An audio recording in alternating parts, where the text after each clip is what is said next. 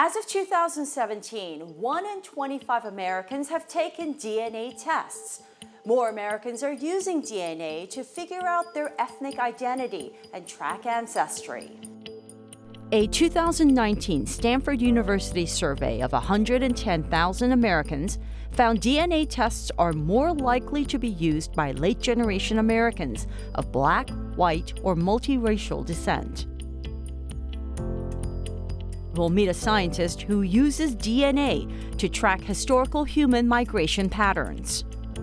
Afterwards, we'll take a look at what's happening at the cross-section of DNA and social media. Then we'll see how a photographer is putting people in touch with a deeper sense of their ethnic heritage. DNA is an important tool for self-discovery because it's a lens into history. And if history is important to one's, understanding of oneself or how one fits in and how, society is structured or anything, it's a good tool for understanding humans or any species came about to where they're found right now. My name is Michael Hickerson. I'm a professor at City College of New York, and I focus on using the genetic information that we can use to inform about the histories of ecosystems and ecological communities. In the last couple of years, the amount of genetic data available for comparison has, exponentially exploded. The problem is that the results that are given to the customers are sort of based on very, specific methodologies that have their own limitations, and it's very difficult to sort of really communicate the, the uncertainty and the sort of the complexities underlying these methodologies. In 2014, we conducted this New York City Student Ancestry Project. We brought together 200 students from the New York City area, and they took part in this direct-to-consumer DNA testing. They used a company called National Geographic. Really, the primary goal was really just to get under the hood and sort of about how these actually methods are used and developed, and really to highlight the uncertainty underlying, the kind of results that one would get. Expectedly, we found that the sampling of 200 students was a pretty good wide sample of human genetic diversity. No surprise there, where we're talking about people who are here in New York City, who have, immediate family from all over the world. So, we were kind of curious, how much of human diversity we would actually sample. And as expected, we did pretty much get a huge amount of the depth of the human, so-called genetic tree. One of the great things about the DNA Ancestry Project is that it catalyzed this undergraduate course that I teach every 2 years. The whole idea is that instead of sort of being spoon-fed by the company, the results, actually taking their own data, if they volunteer to do so, and actually use third-party analytical tools to do their own analyses. People do have, a really wide variety of reactions. Often it's, on the order of, hey, I'm not surprised at all the way to like, there's some stories in our family that, maybe, are corroborated by some of this, or at least leads to other questions. One amazing result that came out of the study of the ancient DNA is that, contrary to what sort of Western historians have been sort of pushing over the last couple hundred years, the Tano people, the Tano culture, civilization, wasn't really completely wiped out after the introduction of Columbus and Europeans. And a lot of their DNA is actually found in today's people who are descended from Caribbean peoples. I've had Caribbean students talk about stories from their family going back, hundreds of years, and something like this kind of sort of corroborates, that, what they actually hear from their grandmothers, their great-grandmothers, and things like that. There's a book titled The Social Life of DNA by Alondra Nelson. This is a really inspirational book came out a couple of years ago. She came and gave a talk to our class. Great example of how genetic genealogical testing can be used as a political tool and as sort of a way of sort of tying people to the past that have been, in many cases, completely erased from them. I know that genetic genealogical testing has been used as a tool to maybe gain reparations in the reparations movement.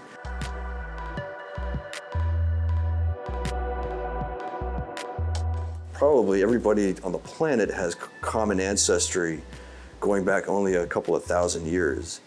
And these tests are highly, I guess, uncertain with regards to how much ancestry they can actually contain. My father took part in this also, using one of the companies, and found that he had a sort of a large chunk of genetic ancestry that's consistent with so-called Native American ancestry. Whatever that means, it can mean a lot of different things or nothing at all, but in my own results, I actually didn't inherit that chunk of DNA, and just that illustrates the fact that we only get half the genetic information from each of our parents, and that's happening sequentially every generation. This illustrates really nicely that just in a bunch of generations, more than a dozen generations, there's direct co-ancestry between these two very geographically distant individuals living today. Of course, back in time there were fewer people, so you had, greater amounts of inbreeding. But I guess the point here is that your actual genetic component is a tiny fraction of that, and it's highly uncertain and subject to the sort of the random sampling process.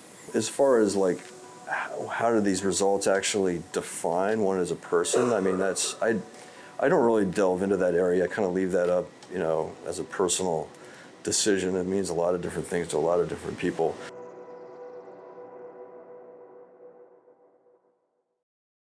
According to MIT Technology Review, in early 2019, more than 26 million consumers had added their DNA to 4 leading commercial ancestry and health databases. So basically, I ordered the kit, I had to spit into this tube. DNA tests can be personal, but many people like to share their results with a broad online crowd.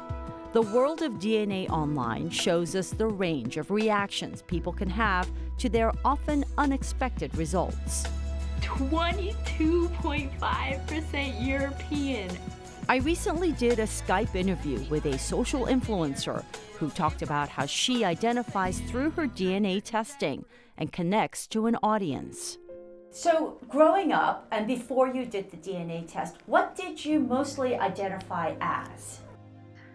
Growing up, I had a lot of questions about my heritage because I identified mostly as European, Caucasian. I knew I had some Thai background because my dad was born in Thailand. So I wanted to get more information on that. And also there were some questions about my mom's side of the family because I knew my grandmother was raised by someone who wasn't her father as well. And so there was just a lot of mystery on both sides of my family. And I thought I might answer a little bit of the questions that I had. Then, so you got this test and you decided to make it into an online video. Can you tell, I mean, this is a very personal thing, right? Your heritage, your genealogy, if you will. Why did you make it into an online video? Honestly, at the time, I thought it was just going to be fun and entertaining because I've watched a lot of other people's results. It was really interesting watching other people get their results. And I don't think that I realized that it was going to be really emotional for me. I'm excited, I'm nervous, I really don't know how to feel, but I'm super excited to do this video for you guys. So for Christmas, I got a Ancestry DNA kit. I've literally been wanting a DNA kit for literally forever. I've just always wanted to know. I think having a mix of all types of cultures is beautiful. I'm really excited to get these results. Let's just go ahead and get to them. There's 23% European Jewish. That's my highest percent. Next highest percentage is Great Britain. Your DNA shows that you have ancestry from Great Britain and links you to these specific regions: Georgia and Florida settlers. Makes sense. Okay, East Asia is 13%, 11% Scandinavia, 6% Europe West, 9% Asia Central. What does that mean? Look, you got Central Asian and East Asian, South Asian. You're like, I'm everything. I remember being struck by how you were really kind of like psyching yourself up to open it. Like, what was going through your mind at that time? You know, I was just really excited because it's something that, you know, I'd heard about for a while. Having so many mixed results allowed me to be able to identify with everyone a little bit. You know, when you have a sprinkle of all of these random ethnicities, I think it's really beautiful, and I think it allows you to identify with lots of different people. So what was your prevalent like upbringing, the people around you? We had a few Hispanic people in my school. We had you know, maybe 2 or 3 Asian people, and even the kids that I went to school with, you know, they didn't look at me as Asian because I have mostly European features. To most people, I've had Hispanic people walk up to me and start speaking Spanish and assume that I understand. And so yeah, mostly Caucasian, African American people that I went to school with. Right. So now that you find out that you are 25% Jewish, has that changed how you look at life or look at the world? It's completely revolutionized the way that I look at things in life and everything, because it's a lot to process and to learn a whole new culture and religion. Not that I'm changing religions, but I wanted to know more about it. But you also had looked into birthright? Yeah, so I learned about Birthright Israel. I was really excited to possibly get to go and learn more about it. And I found out that, you know, the cutoff age is 32, and I was fully expecting to go. And they called me for like one last interview, and they basically said, we're sorry, you haven't always known that you were Jewish, and being that you found out in an unconventional way, and being that you didn't grow up celebrating Jewish holidays, we're not going to be able to offer you the trip. It's still really bittersweet when I think about it. Like you said, at the end of the day, these are all just percentages, right? It doesn't affect your identity. Yeah. I mean, this is just your genetics. Yeah. So, like, how do you think that identity and genetics, how do they play together for you? I think it's a good thing because, as I was saying before, it allows you to relate to other people. You know, you have a kinship in that. So I want to have, you know, that closeness with the Thai people. I'm actually going to Thailand next month for the first time ever, and getting to meet my Thai relatives that I've never met or spoken to. And so I'm really excited about that. So now that you've kind of joined the ranks of the people doing the DNA testing on and kind of become one of them, is there a community of DNA testers, or is it just you're kind of like, I did it too and that's it? If there's a community, I didn't get the invite and I'm unaware of it. I know that it's kind of a trend. Did your engagement rate have any bearing, you doing the testing? Like maybe other people found you through that? My channel definitely got a little boost after I posted the videos. A big chunk of my subscribers come from those videos and continue to come from them. And actually, my normal content isn't, Ancestry related. It's more like intentional living type stuff. And it was kind of off brand for me to post that video. I just wanted to share that with the very few people that watched my videos. And I was really surprised that it got the traction that it did. I definitely think that had a huge factor in it. Being able to hear someone's story and feel their emotions and go through those steps with them, I think that was the main reason people, wanted to subscribe. Do you think DNA testing is important to do? And do you feel that you are somewhat raising awareness? I think that if you have questions about where you come from or who you are, or if there's any kind of mystery in your family background, I think it can be super helpful.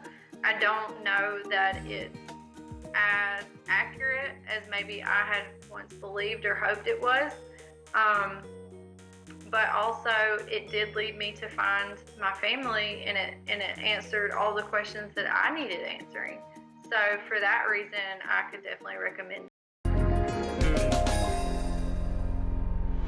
As a portrait photographer, you're really working with emotions with the person. And so as they get into the hair and makeup, as they get into the clothing, they start to think about themselves as, who am I?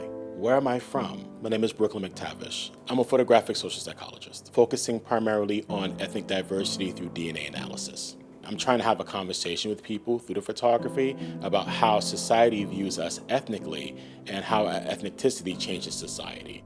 Well, it started off when I was about 14 or 15. I was really trying to understand how society saw me as an African American. I was born in Fort Greene, Brooklyn. My mom is from North Carolina. She is the second generation born out of slavery. My father is from Nigeria, Lagos, Nigeria.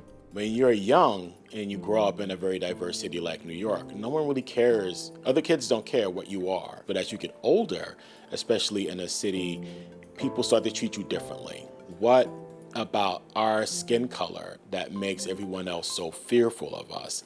And how come other people that come to the United States that are not of, let's say, darker melanin get a pass? So that started me thinking about what it really means to be diverse. What does ethnicity do? And how does that affect you as a person? Because you're being judged by things that are not real. So when DNA first started to come out, people were really trying to understand, like, what does it mean? How can you use DNA to explain certain things about yourself? I knew that I had English or Scottish in me. My mother's surname is Watson. Her mother's surname is McCrae. We also knew that in North Carolina, we had Caucasian relatives. But being that I knew so much about my African American side of the family, it was really trying to put more points on the African side of me. We knew that we had Caucasian relatives. We knew that we were heavily mixed on my mother and grandmother's side. That's just how life was for people in the South. On my father's side, because there wasn't enough samples there, I really couldn't be sure. The thing that struck me the most was part of me was Germanic. I'm 1% Swedish, I'm 1% German, versus the higher concentrations of African and Scottish DNA within my profile. On the African side, because everything was really more in an oral tradition, there wasn't a lot of pictures or photography in West Africa at that time. So everything was passed down through the tribe. Your grandmother, your grandfather, they kept the family traditions alive. And so when I would go back to Nigeria, I would hear stories of uncles and great uncles who did these amazing feats and where they lived and, things that they did. I knew the story, but I didn't have any data to back it up. So the DNA became a way of having data to either prove or disprove the story. So the thesis project that I had in my master's program was called The Sum of Us. The thesis was based on looking at the individual as they are today and asking a question: who do you think you are as an American? Are you white? Are you black? Are you mixed race? What do you consider yourself to be? And then what would happen if you found out that you weren't this thing? What if you found out that you had more European in you than African? Or you found you had more African in you than European, but you looked white or you looked black? would that change your experience? So photography became a way to visually represent that based on other people's studies into DNA. And so the project was to take that information, make it more tangible through an experience of going through and changing how you look to be more aligned with your ethnic background and what that experience would be, and then having a conversation about that. The subject selection was a random process. It started off with people who I knew that were interested in knowing more about their past. And so I tried to select people from every walk of life that I had in my test population, different age groups, and also different ethnic backgrounds. The point is to prove that we're all related. Science tells us that we all originated from a common ancestor. And as we migrated out of Africa, due to weather conditions and the sun, and also our interbreeding with other species of human at the time, that gave us our different looks that we have today. And so trying to find people who were very different from each other, and then realizing that through the DNA and through their oral traditions, they were very similar. First, we do an interview and we capture your oral tradition, your story before you take the DNA. In the second phase, we put you through the DNA processing, and then we get your DNA back. From there, we look at it together, what your DNA breakdown, what we call your ethnic estimates, what they are. And then we do research into your culture, into costuming. And then from there, we then build and construct a costuming based on your oral tradition and your DNA evidence. And that's how we get the portraits.